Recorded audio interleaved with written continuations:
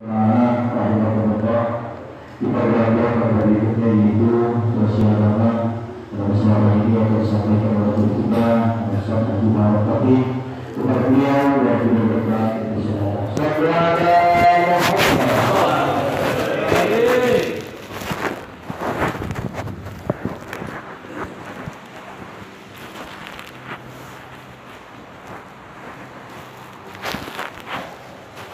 Assalamualaikum warahmatullahi wabarakatuh. Waalaikumsalam warahmatullahi wabarakatuh. Alhamdulillah suaranya semangat.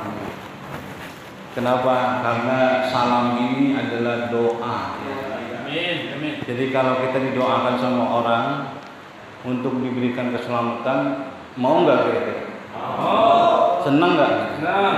Makanya kita kudu jawab dengan semangat.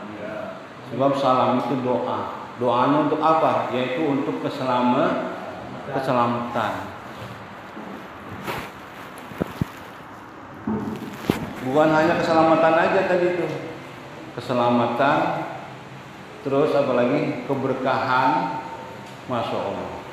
Kan banyak ya, nilainya itu banyak. Oleh karena itu, maka kudu kita sering-sering ucapkan itu selamat. Ini salam. Apalagi kalau kita masuk ke rumah, kita doakan tuh anak istri kita agar mereka menjadi orang-orang yang selamat. Kan orang tua juga nanti kalau misalnya anak itu celaka, betul nggak? Kan yang repot pasti orang tuanya. Kalau istrinya misalkan sakit dan sebagainya, tentu pemimpin rumah tangga yaitu ayahnya atau bapaknya. Oleh karena itu maka setiap kita masuk ini juga perintah Allah. Wa idza dakhaltum buyutan fasallimu ala ahliha. Tuh. Kata Allah begitu, kalau kamu masuk ke dalam rumah berilah salam kepada penghuninya. Wabil khusus rumah kita. Betul apa enggak? Terus salamnya yang benar. Assalamualaikum. Pakai ada sabdunya itu, ada tasdidnya. Assalamualaikum warahmatullahi. Jangan Waalaikum. Apaan Waalaikum? Bukannya doa itu. Betul apa enggak? Masya Allah. Ini dibiasain tuh, jangan dibiasain begitu. Assalamualaikum.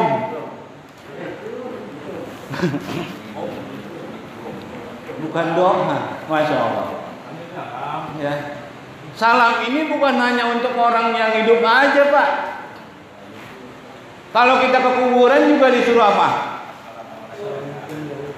Tuh, orang mati aja masih pengen diberi salam. Betul apa enggak? Betul. Apalagi yang hidup nih kayak anak istri kita, Masya Allah. Ini udah pada salam belum kalau ke rumah? Kalau masih ke rumah pada salam enggak? Bener ya? Mulai saat ini nanti pulang beri salam sama anaknya sama keluarganya. Masya Allah. Biar dikata, netum beni babalo. Ya, jangan-jangan nggak apa-apa, udah mau dikata apa kek, betul apa enggak? Beri salam, ikutin ajaran Nabi. Afsus salam, kata Nabi, berikan salam kemana saja. Mobil khusus kepada keluarga, Masya Allah. Apalagi kalau pulang mancing. Ada nggak senang mancing di sini? Banyak. Malam-malam jam 11 malam pulang mancing dari Marunda, nonong aja ke rumahnya masuk. Masya Allah. Itu kalau dia punya anak kecil, kejejeran tuh anaknya ntar. Ini bukan omong kosong, Pak. Benar, ini kejadian di Kampung Sumur Klender sono. Anaknya baru sebulan bayinya, pulang mancing malam-malam masuk aja ke rumahnya. Biru itu anak langsung melotot-melotot, paginya mati. Bener, Pak. Kata Nabi begitu, kalau kamu masuk rumah beri salam. Itu setan semuanya, penyakit-penyakit semuanya pada kagak jadi masuk, pada pergi lagi. Tapi kalau kita nggak baca, Masya Allah, ngikut dia. Anak kita, istri kita nanti akan diganggu sama mereka. Wabil khusus tadi itu kalau yang punya anak bayi, ya jangan sampai seperti itu. Apalagi nanti kalau kita hubungan sama istri, lah dia ikut juga itu, masya Allah. Istri kita dibuat sama dia sebagai apa itu nanti? Kalau kita nih orang laki-laki hubungan sama istri kagak baca doa, nggak baca bismillah, setan pada ngikut Pak, nimbrung dari situ tuh. Makanya anaknya lebih pada bandel. Kenapa? Karena separuh anak kita, separuh anak. Nah ini Nabi yang ngomong, bukan saya. Ya, makanya insya Allah ya, pulang dari sini ini kita sebarkan salam, karena ini salam adalah merupakan perintah dari Nabi kita Muhammad Sallallahu Alaihi Wasallam untuk keselamatan kita dan keluarga kita di dunia dan akhirat. Apalagi sekarang ini lagi musim corona nih, wabah di mana-mana, betul nggak? Dikit-dikit orang sakit baru sehari 2 hari, inna lillahi wa inna ilaihi raji'un. Makanya kalau kita sering mendoakan keselamatan, insya Allah dijaga sama Allah Subhanahu Wa Taala. Itu baru pembukaan doang tuh Pak, mukadimah ya, belum ceramah belum. Alhamdulillahirabbil alamin wa bihi nasta'in ala umuri dunya waddin wassalatu wassalamu ala asyrafil anbiya'i wal mursalin sayyidina wa maulana Muhammadin wa ala alihi wa sahbihi ajma'in. Salatan tukhrijuna biha min dhulumatil jahli wal wahmi wa tukrimuna biha bi nuril ilmi wal fahmi wa tuwajjihuna ma'asyar innaka ta'lamu ma la na'lam innaka anta 'allamul ghuyub. Qala subhanaka la 'ilma lana illa ma 'allamtana innaka antal 'alimul hakim. La haula wala quwwata illa billahil 'aliyyil 'azim. Rabbi shrah li sadri wa yassir li amri wahlul 'uqdatam min lisani yafqahu qawli waj'alni waziran min ahli. Allahumma inna nas'aluka al-futuh. Amin. Amin. Allahumma inna nas'aluka al-futuh wa al-nur wa al-salaha jasadi wa ruh. Allahumma nawwir qulubana bi nuri hidayatika kama nawwartal arda bi syamsika abadan amina bi rahmatika ya Allahumma rahimin. Ketua masjid kita Mukarram Ustaz Haji apa namanya? Haji Alsan. Kadang-kadang suka lupa namanya manusia begitu tuh. Al-insan ma khalaqata wan nisyan. Belum tua ya. Kadang-kadang suka lupa, masya Allah. Itu adalah karakternya manusia seperti itu. Mukarram Ustaz Mustafa ya. Ada Ustaz Yanto ya. Ustaz Yanto, ada Pak Surjani ya. Dan semua ustaz-ustaz di sini, para jamaah sini, Sohibul Musibah, siapa namanya Bapak apa? Bapak Mulyadi. Ya semua yang hadir di sini saya doakan semua, semoga dipanjangkan umur oleh Allah Subhanahu Wa Taala.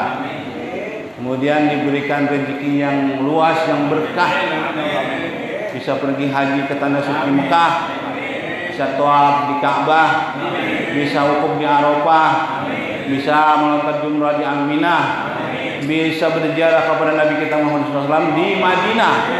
Amin ya Allah ya Rabbal. Pulangnya tambah berkah, bisa beli rumah. Lah kok nggak amin sih? Didoain ya, masya Allah. Amin ya Allah ya Rabbal alamin. Ditambahin juga istrinya. Ustaz Mustafa kok nggak amin? No adanya semangat banget, amin loh. Selamat loh, amin. Satu aja habis. Amin ya Allah ya Rabbal alamin. Para jamaah sekalian, kematian itu semuanya pasti akan mengalami. Ya, betul nggak? Betul. Semua akan mengalami. Kata Allah, kullu nafsin dha'iqatul maut. Wa nabluukum bisyarri wal khairi fitnah. Wa in tsumma ilaina turja'un. Kata Allah begitu. Setiap yang bernyawa itu pasti mati. Dan kata Allah, aku uji kalian dengan kebaikan dan keburukan. Oh, Allah uji kepada kita. Dengan apa? Kekayaan diuji sama Allah. Kemiskinan diuji juga sama Allah. Bagaimana kekayaan itu atau orang kaya itu diujinya? Yakni dengan hartanya. Apakah dengan kekayaannya itu dia masih bisa bersyukur kepada Allah? Masih ibadah kepada Allah? Kalau dia masih ibadah sama Allah, cakep di hadapan Allah. Udah kaya, dia bersyukur, dermawan lagi. Nah, kemudian orang miskin diuji dengan kemiskinannya, ya apakah dengan kemiskinannya dia itu bersabar, kemudian dia masih ibadah kepada Allah.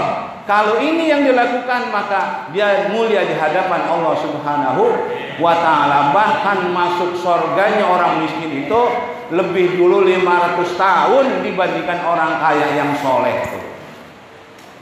Orang miskin lebih dulu masuk surganya 500 tahun dibandingkan orang kaya yang soleh.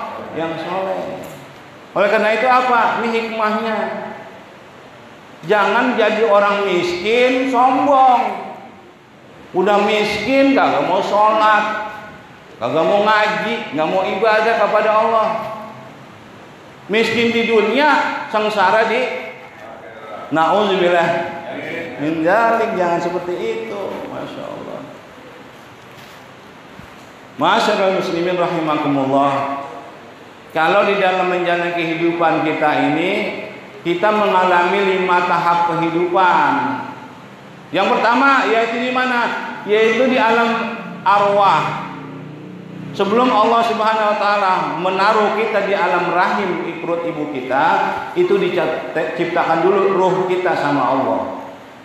Dan di situ semua ruh manusia dari mulai Nabi Adam alaihissalam kepada sampai manusia yang terakhir.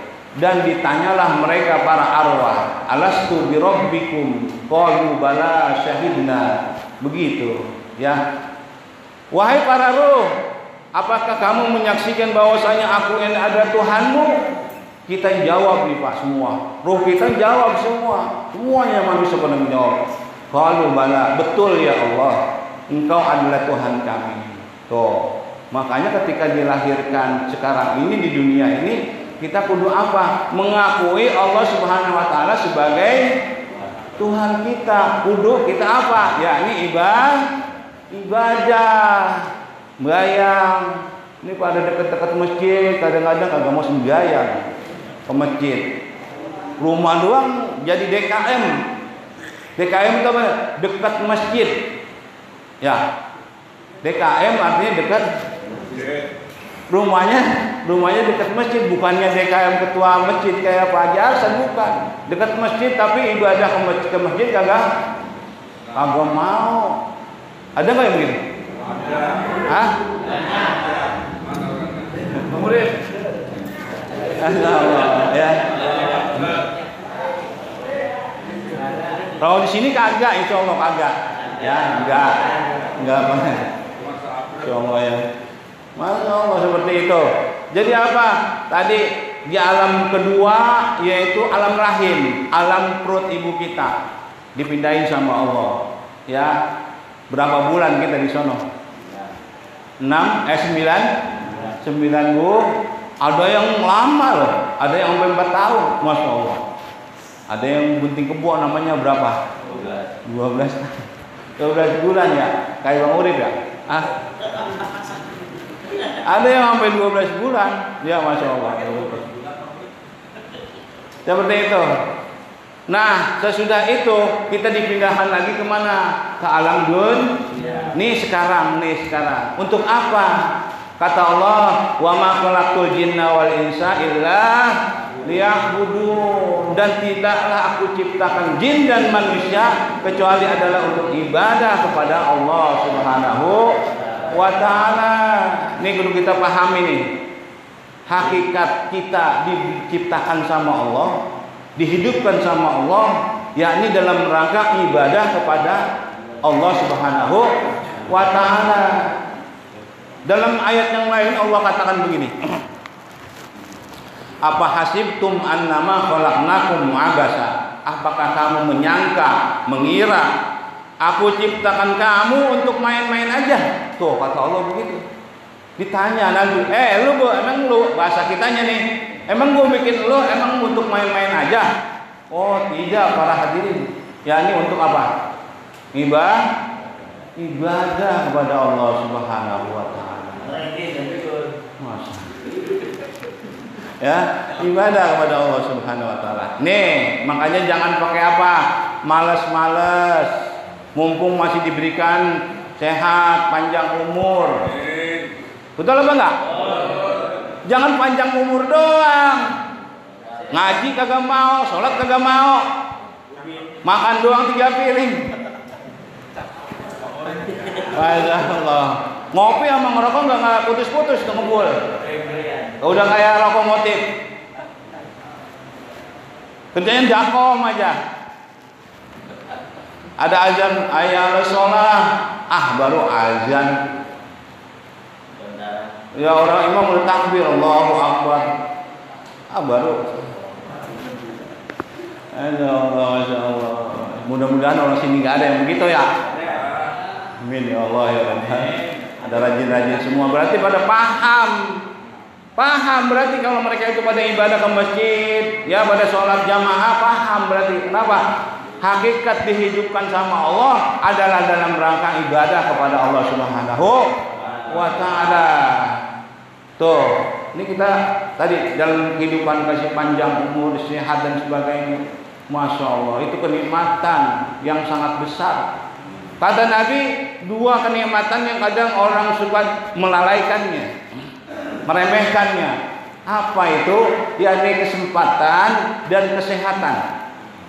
Ada waktu luang, nggak kemana-mana, kerja kagak, ngojek kagak, di rumah aja.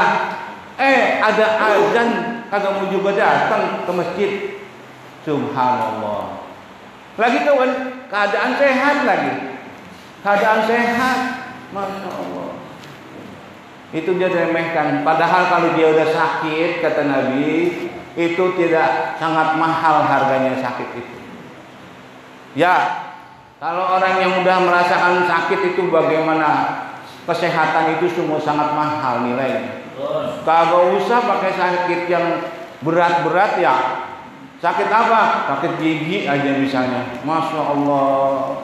Membuatnya kan gitu ya. Masya Allah. Makan bersihnya nggak enak. Kenapa sakit?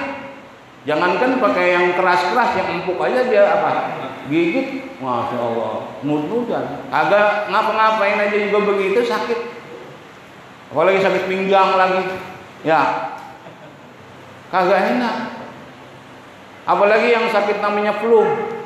Apalagi yang zaman sekarang ini, mulut rasanya kagak ada apa? Kagak ada rasanya.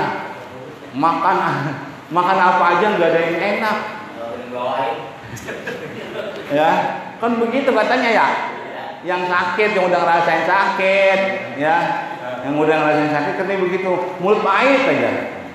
Itu padahal buah anggur manis, ya, jeruk manis, ya. Apalagi itu buah yang enak-enak. Tapi yang dirasain apa? Pahit semuanya. Kenapa? Karena memang begitu orang yang sakit. Oleh karena itu apa? Bersyukurlah kita kepada Allah Subhanahu wa Ta'ala masih diberikan kesehatan. Ya, seperti itu. Orang yang dicintai sama Allah adalah orang kaya, ya, yang bersyukur sama Allah. Sehat, duitnya banyak. Kan gurih itu ya? Gurih ya? Gurih ya? Udah sehat duit banyak. Gurih ya? Allah. Ini kagak enak kan udah gak punya duit, sakit lagi. Ya. Udah kagak punya duit, buangnya sakit lagi. Nauzubillah min kiamat dah, ya. Oleh karena itu apa? Ini kita syukuri nih kesehatan diberikan sama Allah. Jangan dianggap enti semua pemberian Allah gratis, Bang. Itu semua ditanyain sama Allah. Summa latus'alunna yauma idzin 'anil naim. Pada hari kiamat nanti semua kenikmatan yang diberikan sama Allah akan ditanyain. Nikmat apa? Nikmat mata kita bisa melihat, nikmat telinga kita bisa mendengar, nikmat mulut kita bisa berbicara, dan semuanya kenikmatan yang diberikan sama Allah itu akan ditanyain. Bahkan akan dihisab sama Allah Subhanahu wa Ta'ala. 4 yang akan ditanya sebelum kita berjalan kemana-mana di akhir hari yang kiamat nanti. 4 ditanya. Pertama, umur kita dihabiskan di mana tuh umurnya? Apa di masjid untuk iktikaf, untuk sholat jamaah, untuk ngaji? Apa di tempat mancingan sono di Marinda? Kadang-kadang mancing model. Allahu Akbar. Itu umur ditanyain, Pak. Jangan dikira gratis umur kita ini sama Allah, ditanyain nanti umur kita untuk apa kau gunakan umurmu. Diberikan udah sekarang saya udah 50 lebih. Bang Udi berapa? Udah 55. Siapa 55? Service apa? Pak Haji Arsad udah 60 lebih ya? Bang Udi 3 tahun lagi. Ya Allah ya. Seperti itu ditanyain tuh Pak. Jangan dikira cuman wah nanti bagaimana aja. Ditanyain sama Allah umur kita dihabiskan di mana. Yang kedua harta. Harta itu dapat dari mana tuh? Dibelanjain kemana tuh? Tuh dua pertanyaannya kalau harta. Halalnya hisab, haramnya azab. Begitu kalau harta. Apa ayatnya? Yaitu Allah Subhanahu wa taala jelaskan, inna ilaina iyabahum summa inna alaina hisab. Dalam surah Al-Ghasyiyah terakhir itu, sesungguhnya kamu semua kata Allah akan kembali atau aku kembalikan kepada aku. Akan dimatikan kita semua. Terus apa? Inna ilaina iyabahum summa inna alaina hisabahum. Nanti kamu semua akan aku hisab. Dihitung semua segala kenikmatan yang diberikan sama Allah. Kalau bahasa kita sekarang bahasa KPK-nya diapain tuh namanya? Di audit ya. Ditanyain semua, masya Allah. Hartanya dapat dari mana? Kalau yang halal dihitung sama Allah. Ini beli motor dari mana duitnya? Ini beli rumah dari mana duitnya? Itu beli kontrakan ono yang 7 petak di sono. Dari mana? Ya. Ayo Allah. Ono buat kawin lagi yang bini ketiga dari mana duitnya? Lah bener Pak. Allah yang ngomong ini. Bukan aneh. Ini saatnya sampai doang. Masya Allah. Inna sam'a wal basara wal fuada kullun ulaika anhu mas'ula. Pendengaran, penglihatan, hati semua akan ditanya oleh Allah Subhanahu wa taala. Kenikmatan pun yang sekecil-kecilnya akan ditanyakan sama Allah Subhanahu wa taala. Dua itu harta. Dapat dari mana, bisa dari kemana. Yang ketiga adalah ilmu. Ilmu yang kita dapat sudahkah disampaikan kepada orang lain? Sebab kata Nabi, balighu anni walau ayat, sampaikan ajaran-ajaran dariku walaupun satu ayat. Bagaimana caranya kita baca bismillahirrahmanirrahim? Bisanya cuma itu, ajarin nama anak kita. Baca ini tolong baca bismillah nih. Ya kalau mau makan, pakai baju dan sebagainya, perbuatan-perbuatan yang baik baca bismillah. Itu ajaran dari Nabi. Terus ajarin sholat kalau kita mampu, ajarin baca Quran kalau kita mampu, karena bertanggung jawab nanti di hadapan Allah Subhanahu wa taala. Man razaqallahu biwaladin fa'alaihi bita'limihi wa ta'dibihi, kata Nabi begitu. Orang yang diberikan anak maka dia wajib untuk mengajarkan anaknya ilmu agama. Tuh, masya Allah. Makanya kalau nggak mampu, selain kepada guru ngaji. Ada nggak pengajian di sini? Pengajian anak-anak ada nggak? Nah, ada Ustaz Haji Amin tuh, mulai buka pengajian. Serahin anaknya, jangan disuruh ngaji doang tuh bocah. Kayak bola beli tertendang aja seneng ngaji dong. Bertahun-tahun tuh bocah ngaji, bapaknya nggak pernah nongol. Ada nggak yang begitu? Allah. Bagaimana mau berkah, bagaimana nanti anak itu memberikan syafaat kepada orang tuanya. Lah itu bocah ngaji kalau ditengok-tengok, gurunya sehat apa kagak, gurunya merokoknya apa, dia nggak tahu. Harusnya kan paling kagak gurunya rokok Samsu bawain sebos, begitu ya? Hah? Cocok nggak? Allah, ini kagak. Tapi bukan orang sini nih. Ngaji sampai bertahun-tahun itu anak sampai gede kagak pernah tuh kenal orang tuanya sama gurunya si anak itu. Masya Allah, jangan begitu. Kenapa? Nanti ilmunya nggak bisa bermanfaat kalau seperti itu. Cerahin kepada guru ngaji, tolong Pak Ustadz ajarkan saya nggak mampu atau sibuk dan sebagainya. nanti uang syariahnya berapa bulanannya, kasih. Tuh, baru nanti dapat anak yang jadi manfaat ilmunya untuk orang tuanya. Yang ketiga, yang keempat adalah badan kita. Badan kita yang juga ditanyain, Pak, diberikan kesehatan dan sebagainya.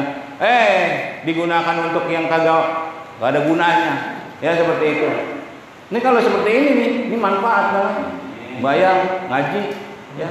Saya sekalian diundang nih, malam Rebo pengajian di sini. Bang Orep. Ya. Pada maghrib doang sampai isya. Lama apa enggak? Nggak dari 1 jam. Betul ya? Coba dah kalau lihat bola. Ditunggu jam 2 malam tungguin. Pada ngopi biar nggak ngantuk katanya.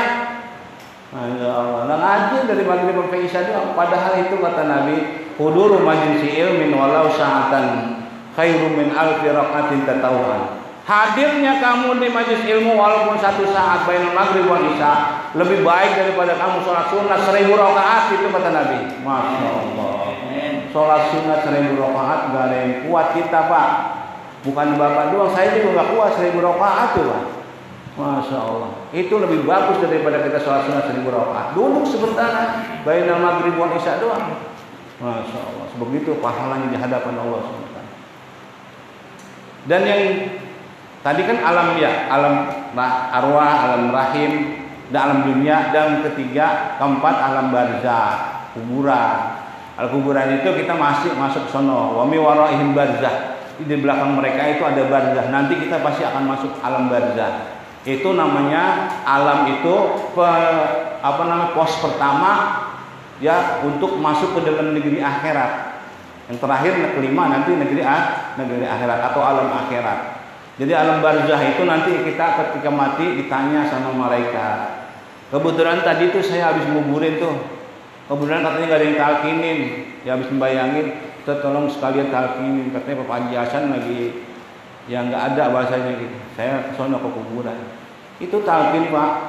Itu diingetin tuh kita. Wahai Fulan bin Fulan yang ada dalam kubur. Sekarang ini engkau sudah ada di dalam kubur. Nanti kalau ada 2 malaikat yang datang kepada engkau menanyakan tentang siapa Tuhanmu, siapa nabimu, siapa apa kiblatmu, siapa saudaramu, itu jawab tuh. Suruh jawab, itu kalimatnya. Dengan lisan yang fasih. Jangan kamu takut, jangan kamu gentar. Jawab, Allahu Rabbi. Allah adalah Tuhanku. Dan Nabi Muhammad adalah nabiku. Quran itu adalah imamku. Kemudian Muslim dan mukmin adalah saudaraku. Ka'bah itu kiblatku. Itu ya pasti akan ditanya. Kalau kita bisa ngejawab, dan tentunya kalau ya soal ini, pertanyaan ini bukan hanya untuk dihafalin doang, Pak. Kita catat aja gampang, pertanyaannya cuma 5 biji doang. Ya, kita hafalin ini. Bayang kagak, ngaji kagak, dipentungin.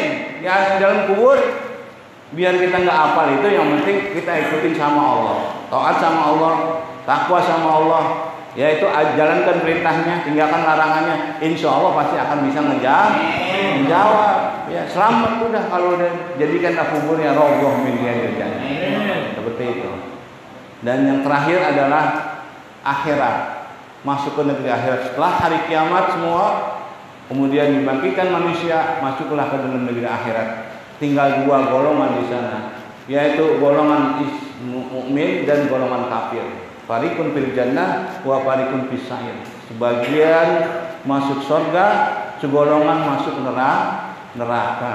Ya mudah-mudahan kita semua termasuk digolongkan, yaitu orang-orang yang akan masuk dalam surganya Allah Subhanahu wa taala.